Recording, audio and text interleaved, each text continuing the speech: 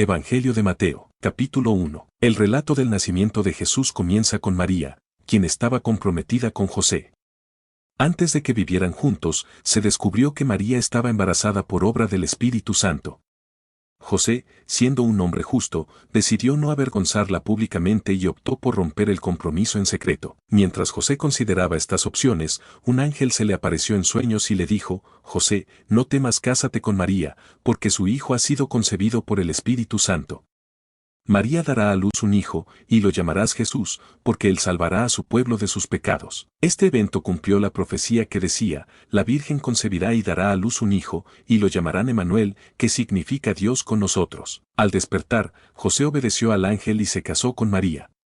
Sin embargo, no tuvieron relaciones íntimas hasta que ella dio a luz a Jesús, a quien José llamó Jesús, tal como el ángel le había indicado. Capítulo 2. Jesús nació en Belén, durante el reinado de Herodes. Unos sabios del este llegaron a Jerusalén preguntando por el rey recién nacido de los judíos, ya que habían visto su estrella y querían adorarlo. El rey Herodes se turbó al oír esto, al igual que toda Jerusalén. Reunió a los principales sacerdotes y escribas para preguntarles dónde debía nacer el Mesías. Ellos respondieron que en Belén, citando una profecía que decía que de Belén saldría un gobernante que guiaría a Israel. Herodes llamó en secreto a los sabios y les preguntó cuándo había aparecido la estrella. Luego los envió a Belén para que buscaran al niño y le informaran para él también ir a adorarlo. Los sabios se fueron, y la estrella los guió hasta la casa donde estaba el niño Jesús. Al ver la estrella, se alegraron mucho. Entraron en la casa, vieron al niño con María, y lo adoraron. Le ofrecieron regalos de oro, incienso y mirra. Luego, los sabios fueron advertidos en sueños de no volver a Herodes, así que regresaron a su tierra por otro camino. Después de que los sabios se fueron, un ángel se apareció en sueños a José y le dijo que huyera a Egipto con el niño y su madre, ya que Herodes quería matarlo. José obedeció y se fue a Egipto, donde permaneció hasta la muerte de Herodes. Esto cumplió otra profecía que decía: de Egipto llamé a mi hijo. Cuando Herodes se dio cuenta de que los sabios lo habían engañado, se enfureció y ordenó matar a todos los niños menores de 2 años en Belén y sus alrededores, basándose en el tiempo que los sabios le habían dado. Esto cumplió la profecía de Jeremías sobre el lamento en Ramá por la pérdida de los niños. Tras la muerte de Herodes, un ángel se apareció de nuevo a José en sueños y le dijo que regresara a Israel, ya que los que querían matar al niño habían muerto. José regresó con María y Jesús, pero al enterarse de que Arquelao, hijo de Herodes, reinaba en Judea, tuvo miedo de ir allí. Fue advertido en sueños y se dirigió a Galilea, estableciéndose en Nazaret. Así se cumplió la profecía de que Jesús sería llamado Nazareno. Capítulo 3. Juan el Bautista, un predicador que vivía en el desierto de Judea, llamaba a la gente al arrepentimiento porque el reino de los cielos estaba cerca. Este era el mismo Juan del que habló el profeta Isaías, anunciando a alguien que prepararía el camino para el Señor. Juan vestía ropa de pelo de camello y un cinturón de cuero, y comía langostas y miel silvestre. Gente de Jerusalén, de toda Judea y de la región del Jordán venía a escucharlo.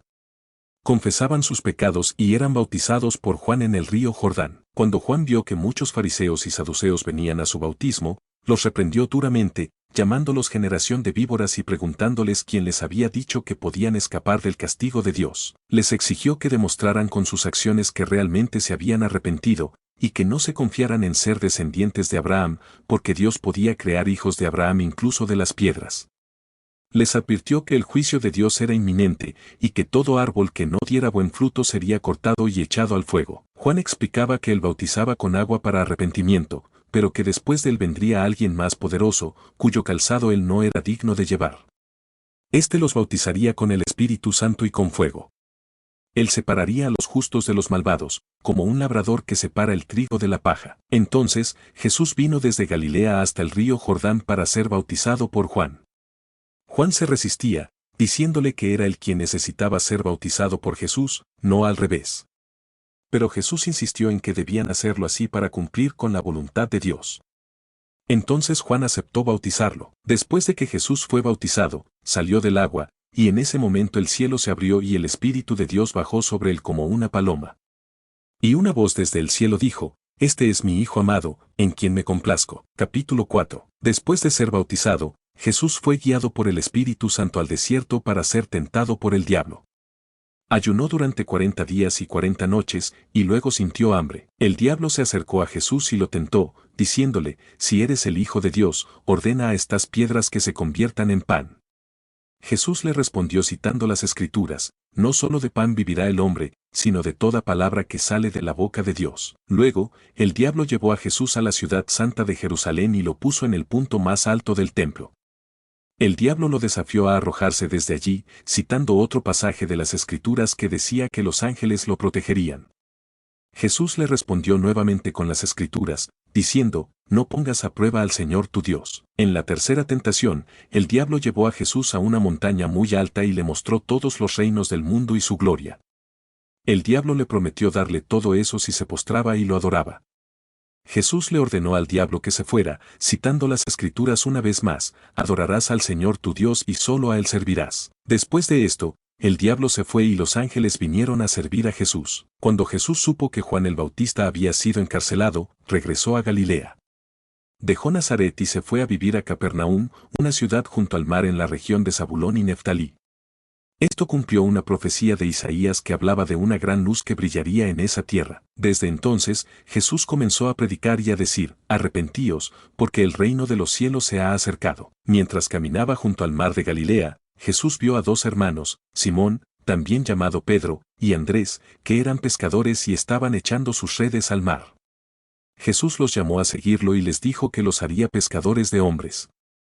Inmediatamente, ellos dejaron sus redes y lo siguieron. Más adelante, Jesús vio a otros dos hermanos, Jacobo y Juan, hijos de Zebedeo, que estaban en su barca con su padre arreglando las redes.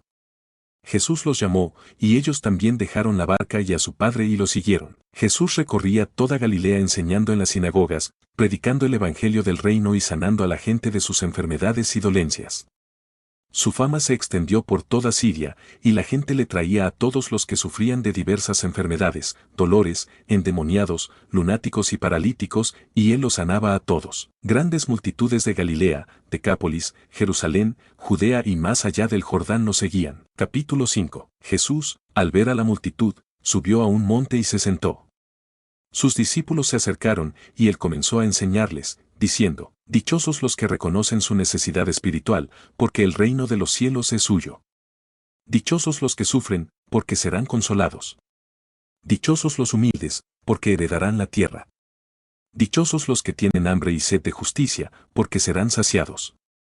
Dichosos los misericordiosos, porque recibirán misericordia. Dichosos los de corazón puro, porque verán a Dios. Dichosos los que trabajan por la paz, porque serán llamados hijos de Dios. Dichosos los que son perseguidos por causa de la justicia, porque el reino de los cielos es suyo. Dichosos ustedes cuando por mi causa la gente los insulte, los persiga y diga contra ustedes toda clase de mal. Alégrense y regocíjense, porque su recompensa en el cielo es grande, pues así persiguieron a los profetas que vivieron antes de ustedes. Ustedes son la sal de la tierra. Pero si la sal pierde su sabor, ¿cómo podrá volver a ser salada? Ya no sirve para nada, sino para ser arrojada y pisoteada por la gente. Ustedes son la luz del mundo. Una ciudad situada sobre una colina no puede ocultarse, ni se enciende una lámpara para ponerla debajo de una vasija, sino sobre el candelero, para que alumbre a todos los que están en la casa. Así también, dejen que su luz brille ante los demás, para que ellos vean las buenas obras de ustedes y glorifiquen a su Padre que está en el cielo. No piensen que he venido a anular la ley de Moisés o las enseñanzas de los profetas. No he venido a anularlas, sino a darle su verdadero significado. Les aseguro que mientras existan el cielo y la tierra, ni una letra ni una coma de la ley se cambiará hasta que todo se cumpla. Por lo tanto, el que no obedece uno de los mandamientos, por pequeño que sea, ni enseña a otros a hacer lo mismo, será considerado el más insignificante en el reino de los cielos.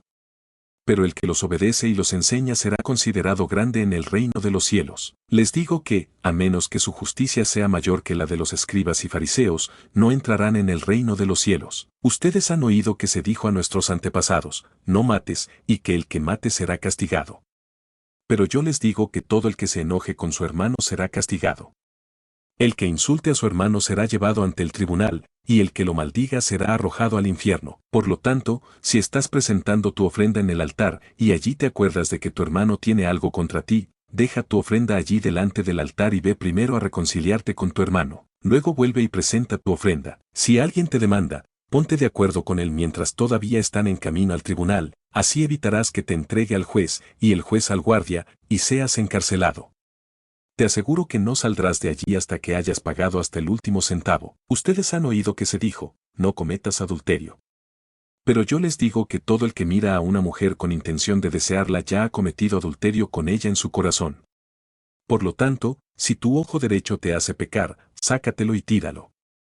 Es mejor perder una parte de tu cuerpo que todo tu cuerpo sea arrojado al infierno. Y si tu mano derecha te hace pecar, córtatela y tírala. Es mejor perder una parte de tu cuerpo que todo tu cuerpo sea arrojado al infierno. También se dijo, el que se divorcia de su esposa debe darle un certificado de divorcio. Pero yo les digo que todo el que se divorcia de su esposa, a no ser por infidelidad, la hace cometer adulterio. Y el que se casa con una mujer divorciada comete adulterio. Además, ustedes han oído que se dijo a nuestros antepasados, no hagas juramentos falsos, cumple tus juramentos al Señor. Pero yo les digo, no hagan ningún juramento. Ni por el cielo, porque es el trono de Dios, ni por la tierra, porque es el estrado de sus pies, ni por Jerusalén, porque es la ciudad del gran rey, ni siquiera por tu propia cabeza jures, porque no puedes hacer que ni un solo cabello se vuelva blanco o negro. Cuando digan sí, que sea sí, y cuando digan no, que sea no. Lo demás viene del maligno. Ustedes han oído que se dijo, ojo por ojo y diente por diente. Pero yo les digo, no se vengan de nadie. Si alguien te da una bofetada en la mejilla derecha, preséntale también la otra mejilla. Si alguien te demanda y te quita la camisa, déjale que se lleve también el abrigo. Si alguien te obliga a llevar carga por 1 kilómetro, ve con él 2 kilómetros. Da a todo el que te pida, y no le niegues nada al que quiera pedirte prestado. Ustedes han oído que se dijo, ama a tu prójimo y odia a tu enemigo. Pero yo les digo, amen a sus enemigos y oren por los que los persiguen. Así demostrarán que son hijos de su Padre que está en el cielo, porque Él hace que el sol salga sobre buenos y malos, y que la lluvia caiga sobre justos e injustos. Si ustedes aman solamente a los que los aman, ¿qué recompensa tienen? ¿Acaso no hacen lo mismo los recaudadores de impuestos? Y si saludan solamente a sus hermanos, ¿qué hacen de más? ¿Acaso no hacen lo mismo los paganos? Por lo tanto, sean perfectos, así como su Padre que está en el cielo es perfecto. Capítulo 6. La importancia de la sinceridad en la práctica religiosa. 1. Jesús advierte a sus seguidores que no deben practicar sus actos de justicia para ser vistos y alabados por los demás, ya que esto anularía la recompensa que pueden recibir de Dios. 2. Específicamente, se refiere a las obras de caridad y dice que no deben alardear de ellas como los hipócritas, quienes lo hacen para obtener reconocimiento público. 3. Por el contrario, Jesús enseña que la ayuda a los necesitados debe ser discreta, sin que la mano izquierda sepa lo que hace la derecha, para que la obra sea secreta y la recompensa venga de Dios, quien ve en secreto. 4. Lo mismo aplica a la oración. No se debe orar en lugares públicos para ser admirado, como hacen los hipócritas. 5. La oración debe ser un acto íntimo y personal. Jesús aconseja entrar en un lugar privado, cerrar la puerta y orar al Padre en secreto, quien también recompensará. 6. Además, Jesús enseña que la oración no debe ser una repetición vana de palabras, como hacen los gentiles, sino una comunicación sincera y personal con Dios, quien conoce nuestras necesidades antes de que las pidamos. 7. Jesús ofrece un modelo de oración, conocido como el Padre Nuestro. Alabar el nombre de Dios. Pedir que su reino venga y su voluntad se cumpla en la tierra como en el cielo. Solicitar provisión para las necesidades diarias. Pedir perdón por los pecados, así como nosotros perdonamos a otros. Pedir protección contra la tentación y el mal. Reconocer que el reino, el poder y la gloria pertenecen a Dios. 8. Jesús añade que para recibir el perdón de Dios es necesario perdonar a otros. 9. También habla sobre el ayuno, y dice que no debe ser practicado de manera ostentosa, mostrando una apariencia de aflicción como los hipócritas. 10. Por el contrario, el ayuno debe ser un acto personal y discreto, sin que los demás lo noten, para que la recompensa venga de Dios. 11. Jesús enseña que no se deben acumular tesoros materiales en la tierra, donde pueden ser destruidos o robados. 12. En cambio, se deben acumular tesoros espirituales en el cielo, donde estarán a salvo. 13. Jesús explica que el ojo es la lámpara del cuerpo, y si el ojo está sano, todo el cuerpo estará lleno de luz. Pero si el ojo está dañado, todo el cuerpo estará en oscuridad. 14. También dice que nadie puede servir a dos señores, porque siempre amará a uno y odiará al otro. No se puede servir a Dios y a las riquezas al mismo tiempo. 15. Jesús exhorta a sus seguidores a no preocuparse por las necesidades básicas de la vida, como la comida, la bebida o la ropa. 16. Pone como ejemplo las aves y los lirios, que no se preocupan por estas cosas, y Dios los provee. 17. Jesús anima a sus seguidores a confiar en la provisión de Dios, quien conoce sus necesidades. 18. Les insta a buscar primero el reino de Dios y su justicia, y todas las demás cosas serán añadidas. 19. Finalmente, Jesús dice que no hay que preocuparse por el futuro, porque cada día tiene sus propios problemas. Capítulo 7. Sobre el juicio y la hipocresía. 1. Jesús enseña a sus seguidores a no juzgar a los demás, para no ser juzgados de la misma manera. 2. Advierte que la vara con la que midamos a otros será la misma con la que seremos medidos. 3. Critica la actitud de quienes se fijan en los pequeños defectos de los demás, como una astilla en el ojo, mientras ignoran sus propios errores, que son mucho más grandes, como una viga en el ojo. 4. Llama hipócritas a quienes actúan de esta manera, y les insta a corregir sus propios defectos antes de intentar corregir los de los demás. 5. También advierte sobre compartir enseñanzas sagradas con personas que no las valoran, comparándolas con dar cosas santas a los perros o perlas a los cerdos. La importancia de la oración y la regla de oro. 6. Jesús anima a sus seguidores a pedir, buscar y llamar a Dios en oración, asegurando que Él responderá. 7. Ilustra esto con ejemplos de padres que dan buenos regalos a sus hijos, y como Dios, que es aún más bueno, dará cosas buenas a quienes le piden. 8. Enseña la regla de oro, que consiste en tratar a los demás como queremos ser tratados, y afirma que esta es la esencia de las enseñanzas de la ley y los profetas. Las dos puertas y los falsos profetas. 9. Jesús habla de dos puertas, una ancha y fácil de entrar, que lleva a la perdición, y otra estrecha y difícil, que lleva a la vida. 10. Advierte sobre los falsos profetas, que se disfrazan de ovejas pero son lobos rapaces por dentro. 11. Enseña que se les puede reconocer por sus frutos, es decir, por sus acciones y enseñanzas. 12. Afirma que todo árbol bueno da buenos frutos, y todo árbol malo da malos frutos. 13. Advierte que todo árbol que no da buen fruto será cortado y echado al fuego. La importancia de hacer la voluntad de Dios. 14. Jesús dice que no basta con llamarle Señor, Señor para entrar en el reino de los cielos, sino que es necesario hacer la voluntad de su Padre. 15. Advierte que muchos dirán haber hecho milagros en su nombre, pero Él les dirá que nunca los conoció. 16. Compara a quienes escuchan sus palabras y las ponen en práctica con un hombre prudente que construye su casa sobre la roca, y a quienes las escuchan pero no las practican con un hombre insensato que construye su casa sobre la arena. 17. Afirma que la casa construida sobre la roca resistirá las tormentas, mientras que la construida sobre la arena se derrumbará. 18. El capítulo concluye con la reacción de la multitud, que se maravillaba de la enseñanza de Jesús, porque les enseñaba con autoridad, a diferencia de los escribas. Capítulo 8. Jesús sana a un leproso. 1. Después de bajar del monte, una gran multitud siguió a Jesús. 2. Un leproso se acercó y se arrodilló ante él, pidiéndole que lo limpiara de su enfermedad. 3. Jesús extendió su mano y lo tocó, diciéndole que quería que fuera sanado, y al instante la lepra desapareció. 4. Jesús le indicó que no lo divulgara, sino que se presentara ante el sacerdote y ofreciera el sacrificio prescrito por Moisés, como prueba de su sanidad. Jesús sana al criado de un centurión. 5. Al entrar Jesús en Capernaum, un centurión romano se acercó y le rogó por su criado, que estaba paralítico y sufriendo terribles dolores en casa. 6. Jesús se ofreció a ir a sanarlo, pero el centurión, reconociendo su autoridad, le dijo que no era digno de que entrara en su casa. 7. Afirmó que él también era un hombre sujeto a autoridad, y que con solo dar la orden, sus soldados y siervos le obedecían. 8. Por lo tanto, creía que Jesús, con su autoridad divina, podía sanar a su criado con una sola palabra. 9. Jesús se maravilló de la fe del centurión y declaró que no había encontrado una fe tan grande en todo Israel. 10. Anunció que muchos gentiles vendrían de todas partes y se sentarían con los patriarcas en el reino de los cielos, mientras que los herederos del reino serían excluidos. 11. Luego, Jesús le dijo al centurión que su criado sería sanado conforme a su fe, y así sucedió en ese mismo instante. Jesús sana a la suegra de Pedro y a otros enfermos. 12. Al entrar Jesús en la casa de Pedro, vio que su suegra estaba en cama con fiebre. 13. Jesús la tomó de la mano, y la fiebre desapareció.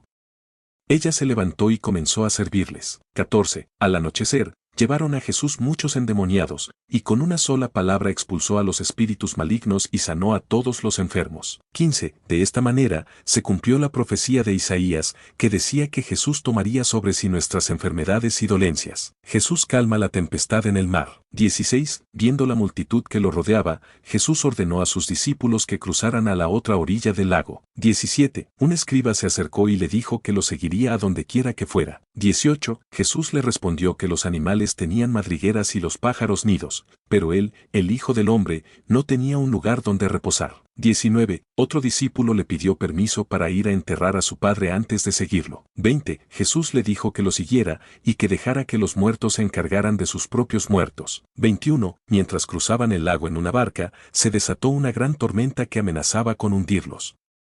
Jesús dormía, y sus discípulos, atemorizados, lo despertaron pidiéndole que lo salvara. 22. Jesús los reprendió por su falta de fe y, levantándose, reprendió al viento y a las olas, que se calmaron por completo. 23. Los discípulos, asombrados, se preguntaban quién era este hombre que hasta los vientos y el mar le obedecían. Jesús sana a 2 endemoniados en Gadara. 24. Al llegar a la región de Gadara, en la otra orilla del lago, 2 hombres endemoniados salieron de entre las tumbas y se encontraron con Jesús. 25. Eran extremadamente violentos, y nadie se atrevía a pasar por aquel camino. 26. Los demonios gritaron a Jesús, preguntándole si había venido a atormentarlos antes de tiempo. 27. Cerca de allí había una gran manada de cerdos, y los demonios rogaron a Jesús que los enviara a ellos en lugar de echarlos fuera. 28. Jesús les dio permiso, y los demonios entraron en los cerdos, que se precipitaron al lago y se ahogaron. 29. Los porquerizos huyeron a la ciudad y contaron lo sucedido, incluyendo lo de los endemoniados. 30. Toda la ciudad salió a ver a Jesús, y al verlo, le rogaron que se fuera de su territorio. Capítulo 9. Jesús sana a un paralítico. 1. Jesús regresó a su ciudad y le trajeron a un paralítico en una camilla. 2. Al ver la fe de quienes lo traían, Jesús le dijo al paralítico que tuviera ánimo, pues sus pecados eran perdonados. 3. Algunos escribas lo acusaron de blasfemia, pero Jesús, conociendo sus pensamientos, les preguntó por qué pensaban mal de él. 4. Les dijo que para demostrar su autoridad para perdonar pecados, le ordenó al paralítico que se levantara, tomara su camilla y se fuera a casa. 5. El hombre obedeció y se fue a su casa, y la multitud, atemorizada, glorificó a Dios por haber dado tal autoridad a los hombres. Llamamiento de Mateo. 6. Jesús vio a un hombre llamado Mateo sentado en la oficina de impuestos y lo llamó a seguirlo. 7. Mateo se levantó y lo siguió. 8. Más tarde, mientras Jesús comía en casa de Mateo, muchos recaudadores de impuestos y pecadores se unieron a ellos. 9. Los fariseos, al ver esto, criticaron a los discípulos de Jesús por comer con pecadores. 10. Jesús les respondió que los sanos no necesitan médico, sino los enfermos, y que había venido a llamar a pecadores al arrepentimiento. Pregunta sobre el ayuno. 11. Los discípulos de Juan el Bautista preguntaron por qué ellos y los fariseos ayunaban, pero los discípulos de Jesús no lo hacían. 12. Jesús les explicó que no era apropiado ayunar mientras el novio, refiriéndose a sí mismo, estaba con ellos, pero que llegarían días en que sería llevado, y entonces ayunarían. 13. También les dio 2 parábolas. Nadie pone un parche nuevo en un vestido viejo, porque se encoge y rompe el vestido. Tampoco se echa vino nuevo en odres viejos, porque los odres se rompen y se pierde el vino. Más bien, el vino nuevo se echa en odres nuevos, y así ambos se conservan. Resurrección de la hija de Jairo. 14. Mientras Jesús hablaba, un líder religioso llamado Jairo se acercó y le pidió que sanara a su hija que acababa de morir. 15. Jesús lo siguió hasta su casa, y una mujer que sufría de hemorragia desde hacía 12 años se acercó y tocó el borde de su manto, creyendo que sería sanada. 16. Jesús se dio vuelta y le dijo que su fe la había sanado, y la mujer quedó sana al instante. 17. Al llegar a la casa de Jairo, Jesús vio a los músicos y a la multitud alborotada, y les dijo que la niña no estaba muerta, sino dormida. 18. La gente se burló de él, pero Jesús los echó fuera, tomó a la niña de la mano y ella se levantó. 19. La noticia de este milagro se difundió por toda la región. Sanidad de 2 ciegos y un mudo. 20. Mientras Jesús se iba, 2 ciegos lo siguieron, pidiéndole misericordia. 21. Al llegar a casa, Jesús les preguntó si creían que él podía sanarlos, y ellos respondieron que sí. 22. Entonces les tocó los ojos, diciendo que fueran sanados conforme a su fe, y los ciegos recobraron la vista. 23. Jesús les advirtió que no lo divulgaran, pero ellos, al salir, difundieron la noticia por toda la región. 24. Mientras tanto, le trajeron a un hombre mudo que estaba endemoniado. 25. Jesús expulsó al demonio, y el mudo habló. La multitud se maravilló, diciendo que nunca se había visto algo así en Israel. 26. Pero los fariseos decían que Jesús expulsaba demonios por el poder del príncipe de los demonios. Compasión por las multitudes. 27. Jesús recorría ciudades y aldeas, enseñando, predicando el evangelio y sanando enfermedades. 28. Al ver a las multitudes, tuvo compasión de ellas, porque estaban desamparadas como ovejas sin pastor. 29. Entonces les dijo a sus discípulos que la cosecha era mucha, pero los obreros pocos, y que debían orar al Señor de la cosecha para que enviara obreros a su campo. Capítulo 10. Llamamiento y comisionamiento de los 12. 1. Jesús llamó a sus 12 discípulos y les dio autoridad para expulsar espíritus malignos y sanar toda enfermedad y dolencia. 2. Los nombres de los 12 apóstoles son Simón, Pedro, y su hermano Andrés, Jacobo y Juan, hijos de Zebedeo, Felipe y Bartolomé, Tomás y Mateo el publicano, Jacobo, hijo de Alfeo, y Tadeo, Simón el cananita y Judas Iscariote,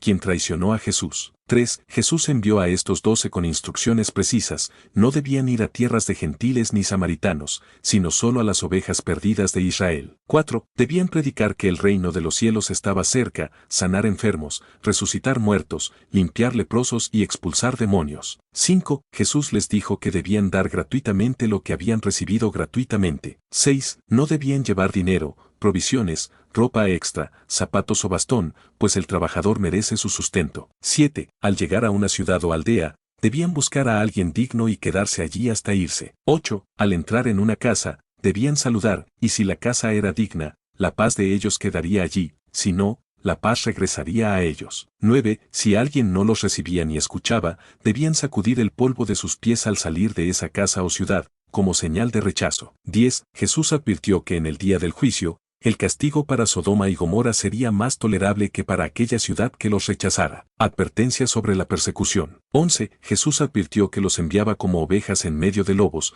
por lo que debían ser astutos como serpientes y sencillos como palomas. 12. Debían cuidarse de los hombres, pues serían entregados a los tribunales y azotados en las sinagogas. 13. Serían llevados ante gobernadores y reyes por causa de Jesús, para dar testimonio de él. 14. Cuando los entregaran, no debían preocuparse por qué decir, pues el Espíritu de su Padre hablaría por ellos. 15. Jesús predijo que incluso los miembros de la familia se traicionarían entre sí, y que serían odiados por causa de su nombre. 16. Pero el que perseverara hasta el fin, sería salvo. 17. Si los perseguían en una ciudad, debían huir a otra, pues no alcanzarían a recorrer todas las ciudades de Israel antes de que él volviera. Palabras de ánimo y aliento. 18. Jesús recordó que el discípulo no es superior a su maestro, ni el siervo a su señor. 19. Si a él lo llamaron Belzebul, ¿cuánto más a sus seguidores? 20. Por tanto, no debían temer, pues todo secreto será revelado y toda verdad oculta será conocida. 21. Lo que Jesús les decía en secreto, debían proclamarlo en público. 22. No debían temer a los que solo pueden matar el cuerpo, sino a Dios, que puede destruir tanto el alma como el cuerpo en el infierno. 23. 2 pájaros se venden por poco dinero, pero ni uno cae sin el permiso del Padre. 24. Incluso los cabellos de la cabeza están contados, por lo que no hay motivo para temer, pues valen más que muchos pájaros. Confesar o negar a Jesús. 25. Jesús afirmó que a quien lo confiese delante de los hombres, él también lo confesará delante de su Padre en el cielo. 26. Pero a quien lo niegue delante de los hombres, él también lo negará delante de su Padre. La venida de Jesús traerá división. 27. Jesús aclaró que no vino a traer paz, sino espada, pues su venida causaría división incluso dentro de las familias. 28. Los enemigos de un hombre serían los de su propia casa. 29. El que ama a su padre o a su madre más que a él, no es digno de él, y el que ama a su hijo o a su hija más que a él, no es digno de él. 30. El que no toma su cruz y lo sigue, no es digno de él. 31. El que se aferra a su vida, la perderá, pero el que la pierde por causa de Jesús, la hallará. Recompensas por recibir a los discípulos. 32. Jesús dijo que quien los recibe a ellos, lo recibe a él, y quien lo recibe a él, recibe al que lo envió. 33. Quien recibe a un profeta por ser profeta, recibirá recompensa de profeta, y quien recibe a un justo por ser justo, recibirá recompensa de justo. 34. Incluso un vaso de agua fría dado a uno de sus discípulos por serlo, tendrá su recompensa. Capítulo 11. Del Evangelio de Mateo comienza con Jesús dando instrucciones a sus 12 discípulos antes de irse a enseñar y predicar en otras ciudades. Mientras tanto, Juan el Bautista, quien está en prisión, se entera de las obras de Cristo y envía a sus discípulos para preguntarles si él es el Mesías esperado o si deben esperar a otro. Jesús responde pidiéndoles que informen a Juan sobre las cosas que han visto y oído. Los ciegos ven, los cojos andan, los leprosos son limpiados, los sordos oyen, los muertos resucitan y a los pobres se les anuncia el Evangelio. Cuando los discípulos de Juan se marchan, Jesús comienza a hablar sobre Juan a la multitud, preguntándoles qué fueron a ver en el desierto. Les pregunta si fueron a ver una caña sacudida por el viento o a un hombre vestido con ropa lujosa. Luego, les dice que Juan es más que un profeta, citando una escritura que dice que Juan es el mensajero que preparará el camino delante de Jesús. Jesús afirma que Juan es el más grande hombre nacido de mujer, pero el más pequeño en el reino de los cielos es mayor que él. Jesús continúa diciendo que desde los días de Juan el Bautista, el reino de los cielos ha sufrido violencia, y los violentos se apoderan de él.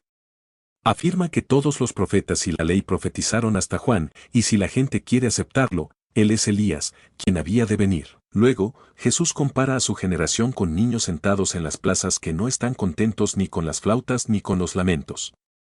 Dice que Juan vino sin comer ni beber, y la gente dijo que tenía un demonio, mientras que Jesús vino comiendo y bebiendo, y la gente dijo que era un glotón y un bebedor de vino, amigo de publicanos y pecadores. Después, Jesús reprende a las ciudades de Corazín, Betsaida y Capernaum por no arrepentirse a pesar de los muchos milagros que realizó en ellas.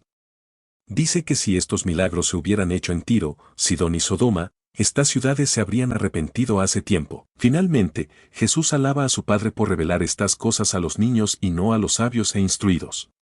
Dice que todas las cosas le han sido entregadas por su Padre, y nadie conoce al Hijo sino el Padre, y nadie conoce al Padre sino el Hijo y aquel a quien el Hijo lo quiera revelar. Jesús invita a todos los que están cansados y cargados a venir a Él, prometiéndoles descanso.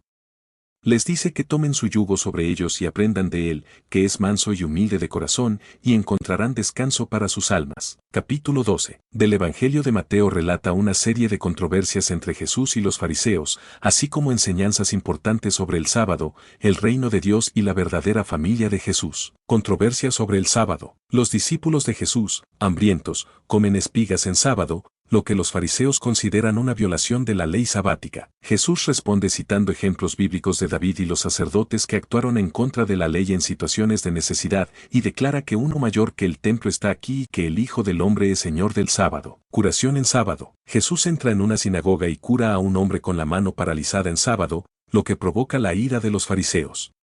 Jesús argumenta que es lícito hacer el bien en sábado, utilizando el ejemplo de una oveja que se rescata de un pozo en ese día. Jesús, el siervo de Dios. Los fariseos conspiran para destruir a Jesús, quien se retira y sana a muchos que lo siguen.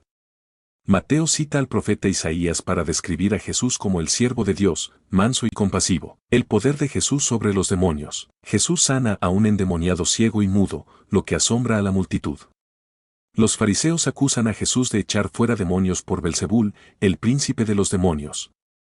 Jesús responde argumentando que un reino dividido contra sí mismo no puede subsistir, y que si él expulsa demonios por el Espíritu de Dios, entonces el reino de Dios ha llegado. La blasfemia contra el Espíritu Santo. Jesús advierte que todo pecado y blasfemia será perdonado, pero la blasfemia contra el Espíritu Santo no será perdonada ni en este mundo ni en el venidero. La importancia de las palabras. Jesús enseña que el árbol se conoce por su fruto, y que las palabras ociosas serán juzgadas en el día del juicio. La demanda de una señal. Los escribas y fariseos piden a Jesús una señal, pero él responde que no se les dará ninguna señal, excepto la del profeta Jonás, quien estuvo 3 días y 3 noches en el vientre del gran pez, así como el Hijo del Hombre estará en el corazón de la tierra 3 días y 3 noches. La parábola del espíritu inmundo. Jesús cuenta la parábola de un espíritu inmundo que, tras salir de un hombre, regresa con otros 7 espíritus peores, dejando al hombre en una situación peor que la primera. La verdadera familia de Jesús. Mientras Jesús habla a la multitud, su madre y sus hermanos lo buscan. Jesús pregunta quién es su madre y quiénes son sus hermanos, y extendiendo su mano hacia sus discípulos, declara que cualquiera que hace la voluntad de su Padre Celestial es su hermano, hermana y madre. En resumen, el capítulo 12 de Mateo presenta a Jesús en conflicto con los fariseos por cuestiones de ley y tradición, pero también muestra su poder y autoridad sobre la enfermedad, los demonios y el sábado. Además, revela importantes enseñanzas sobre el reino de Dios, la blasfemia contra el Espíritu Santo, la importancia de las palabras y la verdadera familia de Jesús. capítulo 13. La parábola del sembrador, 1 al 9, 18 al 23. Jesús cuenta la historia de un sembrador cuyas semillas caen en diferentes tipos de terreno, junto al camino, devorada por aves, pedregales, se seca por falta de raíz, espinos, ahogada, y buena tierra, produce fruto. Luego explica que la semilla es la palabra del reino, y los diferentes terrenos representan las diversas reacciones de las personas, algunos no entienden ni les importa. Otros reciben la palabra con alegría pero se rinden ante las dificultades, otros se dejan ahogar por las preocupaciones y riquezas, y otros entienden y producen fruto. ¿Por qué Jesús habla en parábolas? 10 al 17. Los discípulos preguntan por qué Jesús usa parábolas. Él responde que a ellos se les ha dado el conocimiento de los misterios del reino de los cielos, pero a otros no. Cita a Isaías para explicar que algunos oyen pero no entienden, y ven pero no ven, porque sus corazones están endurecidos. En cambio, los discípulos son bienaventurados porque sus ojos ven y sus oídos oyen. La parábola de la cizaña, 24 al 30, 36 al 43. Jesús compara el reino de los cielos con un campo donde un hombre siembra buena semilla, pero su enemigo siembra cizaña. El dueño decide no arrancar la cizaña para no dañar el trigo y esperar hasta la siega, cuando serán separados. Luego explica que el sembrador de la buena semilla es el Hijo del Hombre, el campo es el mundo, la buena semilla son los hijos del reino, las cizañas son los hijos del maligno, el enemigo es el diablo. La siega es el fin del mundo y los segadores son los ángeles. Al final, los malos serán arrojados al fuego y los justos brillarán como el sol. Otras parábolas del reino, 31 al 33, 44 al 50. Jesús compara el reino de los cielos con un grano de mostaza que crece hasta ser un árbol grande, con la levadura que hace crecer toda la masa, con un tesoro escondido que alguien encuentra y por el que vende todo lo que tiene, con una perla de gran precio que un comerciante compra vendiendo todas sus posesiones, y con una red que recoge todo tipo de peces, los cuales son separados al final. Jesús en Nazaret, 53 al 58. Después de estas parábolas, Jesús regresa a su tierra, Nazaret, y enseña en la sinagoga. La gente se asombra de su sabiduría y milagros, pero se ofenden de él por ser el hijo del carpintero. Jesús dice que ningún profeta es honrado en su propia tierra y no hace muchos milagros allí debido a la incredulidad de la gente. En resumen, el capítulo 13 de Mateo presenta una colección de parábolas de Jesús que ilustran diferentes aspectos del reino de los cielos, su naturaleza, crecimiento, juicio y valor. También muestra la reacción de la gente ante las enseñanzas de Jesús, tanto la fe y la comprensión como la incredulidad y el rechazo. Capítulo 14. Muerte de Juan el Bautista, 1 al 12. Herodes Antipas, el tetrarca de Galilea, se entera de la fama de Jesús y piensa que es Juan el Bautista resucitado. Se relata que Herodes había encarcelado a Juan por criticar su matrimonio con Herodías, la esposa de su hermano Felipe. Herodías guardaba rencor a Juan y aprovechó el cumpleaños de Herodes para que su hija Salomé, fruto de su relación con su anterior esposo, le pidiera la cabeza de Juan el Bautista. Herodes, a regañadientes, accedió y Juan fue decapitado en la cárcel. Sus discípulos recogieron su cuerpo y lo enterraron, y luego fueron a dar la noticia a Jesús. Jesús alimenta a los 5,000, 13 al 21. Al enterarse de la muerte de Juan, Jesús se retira en barca a un lugar solitario. La multitud lo sigue a pie desde las ciudades y Jesús, al verlos, tiene compasión y sana a los enfermos. Al atardecer, los discípulos le sugieren que despida a la gente para que puedan comprar comida en las aldeas cercanas. Jesús les dice que no es necesario que se vayan y les pide que le den lo que tienen para comer. Los discípulos solo encuentran 5 panes y 2 pescados. Jesús toma los panes y los pescados, los bendice, los parte y los da a los discípulos para que los distribuyan a la multitud. Todos comen hasta saciarse, y aún sobran 12 cestas llenas de pedazos. Los que comieron eran unos 5,000 hombres, sin contar mujeres y niños. Jesús camina sobre el agua, 22 al 33. Después de despedir a la multitud, Jesús obliga a sus discípulos a subir a la barca y cruzar al otro lado del lago mientras él sube a una montaña para orar a solas. Durante la noche, la barca es azotada por las olas debido al viento contrario. En la madrugada, Jesús va hacia ellos caminando sobre el mar. Los discípulos, al verlo, se asustan y gritan de miedo pensando que es un fantasma. Jesús los tranquiliza diciéndoles, «Tened ánimo. Yo soy. No temáis». Pedro le pide a Jesús que le permita ir hacia él caminando sobre el agua. Jesús le dice que venga, y Pedro camina sobre el agua, pero al sentir el viento fuerte, se asusta y comienza a hundirse. Pedro grita pidiendo ayuda y Jesús lo sostiene, reprendiéndolo por su falta de fe. Cuando suben a la barca, el viento se calma y los discípulos adoran a Jesús, reconociéndolo como el Hijo de Dios. Curaciones en Genezaret, 34 al 36. Al cruzar a la otra orilla, llegan a Genezaret. La gente reconoce a Jesús y le traen a todos los enfermos para que los sane. Le ruegan que les permita tocar al menos el borde de su manto, y todos los que lo tocan quedan sanos. En resumen, el capítulo 14 de Mateo presenta la trágica muerte de Juan el Bautista, el poder milagroso de Jesús al alimentar a una multitud y caminar sobre el agua, y la fe vacilante de Pedro. También se destaca la compasión de Jesús por la multitud y su disposición para sanar a los enfermos. Capítulo 15. Controversia con los fariseos sobre la tradición, 1 al 9. Unos fariseos y escribas de Jerusalén se acercan a Jesús y le critican que sus discípulos no sigan la tradición de los ancianos de lavarse las manos antes de comer. Jesús les responde acusándolos de quebrantar los mandamientos de Dios por seguir sus propias tradiciones. Cita el mandamiento de honrar a los padres y muestra cómo los fariseos lo invalidan al priorizar sus tradiciones sobre el cuidado de los padres ancianos. Jesús los llama hipócritas y cita al profeta Isaías, diciendo que honran a Dios con sus labios, pero su corazón está lejos de él y que su culto es en vano porque enseñan mandamientos de hombres como si fueran doctrinas divinas. La pureza del corazón, 10 al 20. Jesús llama a la multitud y les enseña que no es lo que entra en la boca lo que contamina al hombre, sino lo que sale de la boca, porque esto viene del corazón. Explica que del corazón salen los malos pensamientos, homicidios, adulterios, inmoralidades sexuales, robos, falsos testimonios y blasfemias, y que estas cosas son las que realmente contaminan al hombre. La fe de la mujer cananea, 21 al 28. Jesús se va a las regiones de Tiro y de Sidón. Una mujer cananea se acerca a él pidiendo ayuda para su hija que está atormentada por un demonio. Jesús no le responde al principio, y sus discípulos le piden que la despida. Jesús explica que solo ha sido enviado a las ovejas perdidas de Israel. La mujer insiste y se postra ante él, y Jesús le dice que no es justo quitarles la comida a los hijos para dársela a los perros. La mujer responde con humildad que hasta los perritos comen de las migajas que caen de la mesa de sus amos. Jesús, impresionado por su fe, le concede su petición y su hija es sanada. Sanidad de muchos y segunda multiplicación de panes, 29 al 39. Jesús regresa al mar de Galilea y sube a una montaña, donde grandes multitudes se acercan a él con cojos, ciegos, mancos, mudos y muchos otros enfermos. Jesús los sana a todos, y la gente se maravilla y glorifica a Dios. Jesús siente compasión por la multitud que lo ha seguido durante 3 días sin tener que comer, y teme que se desmayen en el camino si los despide hambrientos. Sus discípulos le preguntan cómo podrían alimentar a tanta gente en un lugar desierto, pero Jesús les pregunta cuántos panes tienen. Ellos responden que 7, y unos pocos pescaditos. Jesús ordena a la multitud que se recueste en el suelo, toma los 7 panes y los pescaditos, da gracias, los parte y los da a los discípulos para que los distribuyan a la multitud. Todos comen hasta saciarse, y aún sobran 7 cestas llenas de pedazos.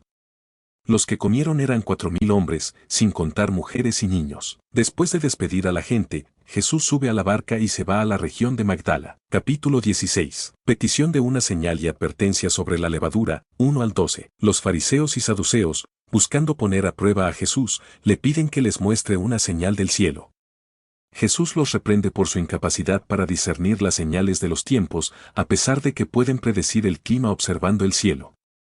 Les dice que no se les dará ninguna señal, excepto la de Jonás. Luego, Jesús advierte a sus discípulos que se cuiden de la levadura de los fariseos y saduceos. Al principio, los discípulos piensan que se refiere a la levadura del pan, pero Jesús les explica que se refiere a las enseñanzas y la hipocresía de los fariseos y saduceos. La confesión de Pedro, 13 al 20. Cuando Jesús llega a la región de Cesarea de Filipo, pregunta a sus discípulos quién dice la gente que es el Hijo del Hombre. Algunos dicen que es Juan el Bautista, otros Elías, y otros Jeremías o uno de los profetas. Jesús les pregunta entonces quién dicen ellos que es él. Simón Pedro responde que él es el Cristo, el Hijo del Dios viviente. Jesús lo felicita y le dice que esta revelación no vino de nadie humano, sino de su Padre Celestial. Jesús declara que Pedro es la roca sobre la que edificará su iglesia, y que las puertas del Hades no prevalecerán contra ella. También le da a Pedro las llaves del reino de los cielos, y todo lo que ate o desate en la tierra será atado o desatado en el cielo. Luego, Jesús ordena a sus discípulos que no digan a nadie que Él es el Cristo. Anuncio de la pasión y resurrección, 21 al 28. A partir de ese momento, Jesús comienza a explicar a sus discípulos que debe ir a Jerusalén y sufrir mucho a manos de los ancianos, los principales sacerdotes y los escribas, y ser muerto, y resucitar al tercer día. Pedro, al oír esto, reprende a Jesús, diciendo que nunca le suceda tal cosa. Pero Jesús se vuelve a Pedro y lo reprende severamente, diciéndole que es un tropiezo para él, porque no está pensando en las cosas de Dios, sino en las de los hombres. Luego, Jesús dice a sus discípulos que si alguno quiere seguirlo, debe negarse a sí mismo, tomar su cruz y seguirlo. Porque el que quiera salvar su vida la perderá, pero el que pierda su vida por causa de Jesús la hallará. ¿De qué sirve ganar el mundo entero si se pierde el alma? Porque el Hijo del Hombre vendrá con sus ángeles en la gloria de su Padre, y entonces recompensará a cada uno según sus obras. También les dice que algunos de los que están allí no morirán antes de ver al Hijo del Hombre venir en su reino. Capítulo 17. La Transfiguración, 1 al 13. 6 días después de lo ocurrido en el capítulo anterior, Jesús toma a Pedro, Jacobo y Juan y los lleva a un monte alto. Allí, Jesús se transfigura delante de ellos, su rostro resplandece como el sol y su ropa se vuelve blanca como la luz. Aparecen Moisés y Elías, quienes conversan con Jesús. Pedro, emocionado, propone construir 3 enramadas, una para Jesús, otra para Moisés y otra para Elías. Mientras Pedro aún habla, una nube brillante los cubre y una voz desde la nube dice: «Este es mi Hijo amado, en quien tengo complacencia, a él oíd». Los discípulos, llenos de temor, caen rostro en tierra. Jesús se acerca, los toca y les dice que no teman. Al levantar la vista, ya no ven a nadie más que a Jesús. Mientras bajan del monte, Jesús les ordena que no cuenten a nadie lo que han visto hasta que el Hijo del Hombre resucite de entre los muertos. Los discípulos le preguntan por qué los escribas dicen que Elías debe venir primero. Jesús les responde que Elías ya vino, pero no lo reconocieron y lo maltrataron, y que de la misma manera el Hijo del Hombre también padecerá a manos de ellos, refiriéndose a Juan el Bautista. Curación de un joven endemoniado, 14 al 21. Al bajar del monte, se encuentran con una multitud. Un hombre se acerca a Jesús y se arrodilla ante él, pidiéndole misericordia para su hijo, que es lunático y sufre terriblemente, ya que muchas veces cae en el fuego y en el agua. El hombre cuenta que lo había llevado a los discípulos, pero no pudieron curarlo. Jesús responde con tristeza, lamentando la incredulidad y perversidad de la gente. Luego, ordena que traigan al joven y reprende al demonio, que sale de él, y el niño es sanado instantáneamente. Más tarde, los discípulos preguntan a Jesús en privado por qué ellos no pudieron expulsar al demonio. Jesús les responde que fue por su falta de fe, y les asegura que si tuvieran fe como un grano de mostaza, podrían mover montañas. También les dice que este tipo de demonio solo puede ser expulsado mediante la oración y el ayuno. Segunda predicción de la pasión y resurrección, 22 al 23. Mientras están en Galilea, Jesús anuncia nuevamente a sus discípulos que el Hijo del Hombre será entregado en manos de hombres, que lo matarán, pero al tercer día resucitará. Los discípulos se entristecen mucho al oír esto. El impuesto del templo, 24 al 27. Al llegar a Capernaum, los cobradores del impuesto del templo se acercan a Pedro y le preguntan si Jesús paga dicho impuesto. Pedro responde que sí. Al entrar en la casa, Jesús se adelanta y le pregunta a Pedro de quienes cobran impuestos los reyes de la tierra, si de sus hijos o de otros. Pedro responde que de otros, y Jesús le dice que entonces los hijos están exentos. Sin embargo, para no ofenderlos, Jesús le indica a Pedro que vaya al mar, eche el anzuelo y tome el primer pez que salga. Al abrir su boca, encontrará un estatero, que deberá usar para pagar el impuesto por él y por Jesús. Capítulo 18. La pregunta sobre la grandeza en el reino, 1 al 5. Los discípulos preguntan a Jesús quién es el más importante en el reino de los cielos. Jesús llama a un niño y lo pone como ejemplo, diciendo que para entrar en el reino hay que volverse como niños y ser humildes. Añade que quien recibe a un niño en su nombre, a él mismo recibe. Advertencia contra el escándalo, 6 al 9. Jesús advierte sobre el peligro de escandalizar a los pequeños que creen en él, refiriéndose a los creyentes sencillos y vulnerables. Dice que sería mejor para quien lo haga ser arrojado al mar con una piedra de molino atada al cuello. También insta a sus seguidores a evitar cualquier cosa que les haga tropezar, ya sea una mano, un pie o un ojo, y a desecharlo para evitar el infierno. La parábola de la oveja perdida, 10 al 14. Jesús enseña sobre el valor de cada persona para Dios, utilizando la parábola de un pastor que deja 99 ovejas para buscar una que se ha perdido. Afirma que Dios se alegra más por la oveja encontrada que por las 99 que no se extraviaron, y que no es la voluntad del Padre que se pierda ninguno de sus pequeños. El proceso de disciplina en la Iglesia, 15 al 20. Jesús instruye sobre cómo tratar a un hermano que peca. Primero, se debe hablar con él a solas. Si no escucha, se debe llevar a 1 o 2 testigos, y si aún no hace caso, se debe comunicar a la Iglesia. Si tampoco escucha a la Iglesia, debe ser tratado como un gentil o un publicano. Jesús también habla sobre la autoridad de la Iglesia para atar y desatar en la tierra y en el cielo, y sobre la importancia de la oración en común, asegurando que donde 2 o 3 se pongan de acuerdo en oración, su Padre Celestial les concederá su petición, y que Él está presente donde se reúnen en su nombre. La parábola del siervo deudor, 21 al 35. Pedro pregunta a Jesús cuántas veces debe perdonar a un hermano que peca contra él. Jesús responde que no hasta 7 veces, sino hasta 70 veces 7, enfatizando la necesidad de un perdón ilimitado. Luego, cuenta la parábola de un rey que perdona una gran deuda a un siervo, pero este siervo no perdona una pequeña deuda a un consiervo y es castigado por el rey. Jesús concluye que así también hará el Padre Celestial con aquellos que no perdonan de corazón a sus hermanos. Capítulo 19. Enseñanza sobre el matrimonio y el divorcio, 1 al 12. Jesús se va de Galilea a Judea, y grandes multitudes lo siguen. Los fariseos lo interrogan sobre si es lícito el divorcio por cualquier motivo. Jesús responde remitiéndose a la creación, donde Dios hizo al hombre y a la mujer para ser una sola carne, y declara que lo que Dios unió, no debe separarlo el hombre. Ante la insistencia de los fariseos sobre el permiso de Moisés para el divorcio, Jesús explica que fue una concesión a la dureza de corazón del pueblo, pero que desde el principio no fue así. Añade que el que se divorcia de su mujer, a no ser por causa de fornicación, y se casa con otra, comete adulterio. Los discípulos, al oír esto, comentan que si así es la situación, no conviene casarse.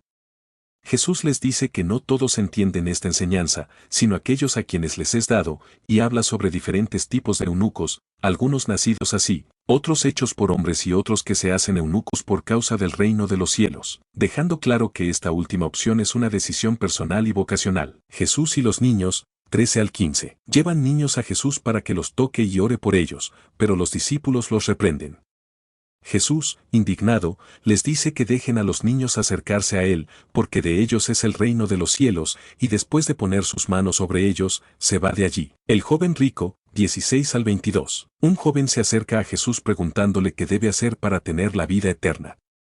Jesús le responde que solo Dios es bueno, y que si quiere entrar en la vida, debe guardar los mandamientos. El joven pregunta cuáles, y Jesús cita algunos: no matarás, no adulterarás, no robarás, no dirás falso testimonio, honra a tu padre y a tu madre, y amarás a tu prójimo como a ti mismo. El joven afirma haberlos guardado todos, y Jesús le dice que si quiere ser perfecto, venda sus bienes, los dé a los pobres y lo siga. El joven se va triste porque tiene muchas posesiones. La riqueza y el reino de los cielos, 23 al 30. Jesús comenta a sus discípulos que es difícil para un rico entrar en el reino de los cielos, y pone como ejemplo que es más fácil pasar un camello por el ojo de una aguja que un rico entre en el reino de Dios. Los discípulos se asombran y preguntan quién podrá salvarse entonces. Jesús les dice que para los hombres es imposible, pero para Dios todo es posible.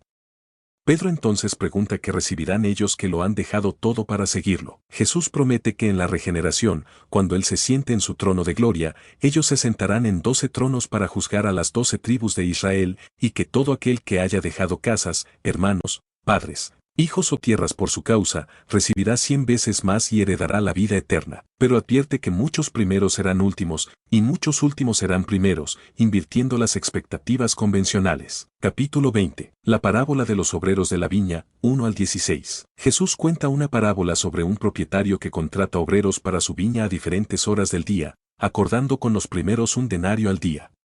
Al final del día, paga a todos los obreros por igual, comenzando por los últimos. Los primeros obreros se quejan de que han trabajado más y han recibido lo mismo que los últimos. El propietario les responde que no ha sido injusto, ya que ha cumplido lo acordado, y que tiene derecho a dar a cada uno lo que le parece justo.